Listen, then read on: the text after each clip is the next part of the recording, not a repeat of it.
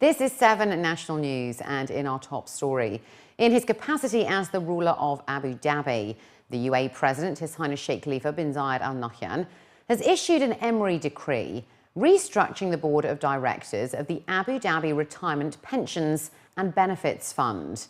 Under the chairmanship of His Highness Sheikh Mohammed bin Khalifa Al Zayed Al Nahyan, the decree named Saeed Al Ghafli as the deputy chairman of the board of directors, while the members include Ali Rashid Khanas Al Ketbi, Abdullah Ali Musleh Al Akbabi, Mariam Mohammed Al Rumaythi, Mohammed Shailower Khalifa Al Kubaisi, and Hamad Shahwan Surur Al Dahiri. In line with directives of His Highness Sheikh Mohammed bin Rashid Al Maktoum, the Vice President and Prime Minister of the UAE and ruler of Dubai, the UAE will host the Summit on Global Agenda between the 9th to the 11th of November 2014, bringing together more than 1,000 experts from around the world. Mohammed bin Abdullah Al Gagawi, the Minister of Cabinet Affairs and Chairman of the Organising Committee of the Summit on Global Agenda, was quoted as saying that the strategic role played by the UAE in discussing global challenges and finding ideal solutions on various global issues highlights the leading position the country has achieved under the wise leadership globally. The summit will host global thought leaders who will meet to address pressing problems facing humanity. The summit will recommend solutions that can be integrated into the international decision-making process.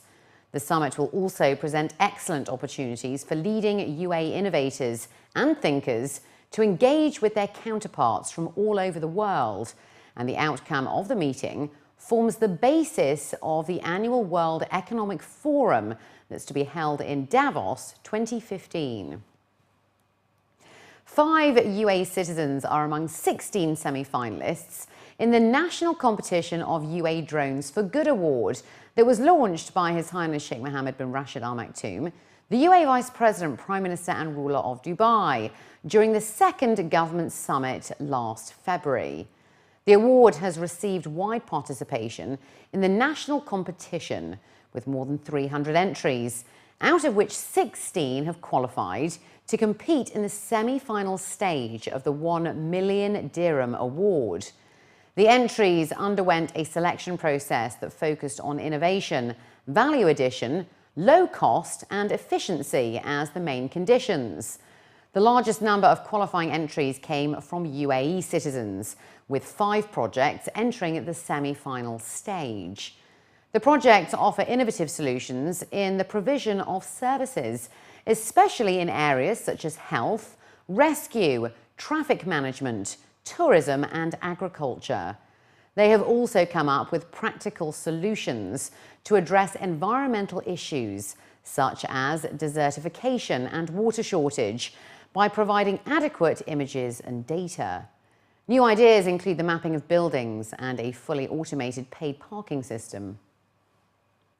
Zakat fund expenditure has reached 100 million dirhams from the beginning of the year through to September, which has been used to help family beneficiaries. Abdullah bin Akida Al Maheri, the Secretary General of the Zakat Fund and Chairman of the Reimbursement Committee, said that the increased expenditure follows the fund's decision to include new groups eligible to benefit from monetary aid supplied by the Zakat Bank.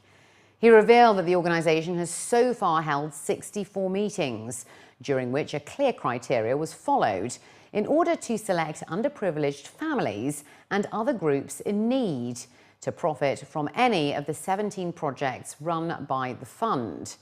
The Secretary-General added that the role of the Zakat Fund plays in helping families is an embodiment of the vision of the late Sheikh Zayed bin Sultan Al Nahyan, and he also thanked all of those who have donated. The Ministry of Labour has announced that it will provide up to 74 services via its smartphone application, which has attracted more than 70,000 users since its launch at GITEX 2013. Humaid bin Dimas Al Suwaidi, the Assistant Undersecretary of the Ministry for Labour Affairs and head of the services development team, was quoted as saying that the services through smartphone applications include basic information and informative guidelines, and that the app was developed to serve employers, authorised signatory members, workers and members of the community in general. The app includes 30 informative services, 34 inquiry services and 10 procedural services, with future plans of adding more. The app also allows workers to check out their employment contracts, file a complaint for not receiving their salary, as well as the ability to access the ministry's social media platforms and connect with them online. Labour card renewal services top the app's most commonly used service by the 70,000 users. The second phase of maintenance work on the Sheikh Maktoum bin Rashid Road over in the capital has officially started, as announced by the Department of Transport in Abu Dhabi. The project is set to cost around 7.3 million dirhams and will cover approximately 80,000 square metres. The second phase will see the removal and replacement of several damaged layers of asphalt pavement on the E11 and is forecast to be completed by mid-October. Faisal Al-Suwaidi, the General Manager of Main Roads at DOT, was quoted in a local daily as saying that the project will increase the road's lifespan as well as provide more protection for its infrastructure. The first phase, that was completed in April this year, saw repair work covering 65,000 square metres. The works come as a part of the DOT's plan to maintain and improve infrastructure in Abu Dhabi at an estimated cost of 115 million dirhams per year. For the first time in the UAE, car insurance companies will now have a shared database, which will allow them to access information on a driver's history. According to local reports, the move will enable motor insurance companies to distinguish between drivers with good or bad records, which is expected to assist in setting premiums for the service. The data system has been developed by eData Management Solution here in Dubai and is expected to make it easier for insurance providers to determine an individual driver's risk profile instead of using general parameters such as age, nationality or driving experience.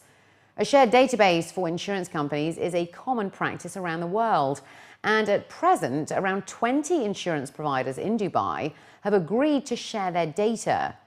Aside from charging drivers a fairer premium, the new service will also be beneficial for the RTA in regards to maintaining accident history, particularly during annual vehicle testing and registration.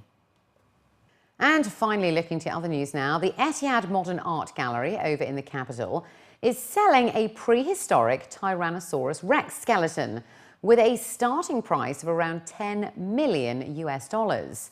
The 7.5-meter Tyrannosaurus Rex, named Tinker, was dug up over in the US in 1998 and is described as the world's only junior skeleton belonging to the species and the first of its kind to be exhibited in full in the country. Tinker is being sold along with fossil remains of a Hadrosaurus dinosaur.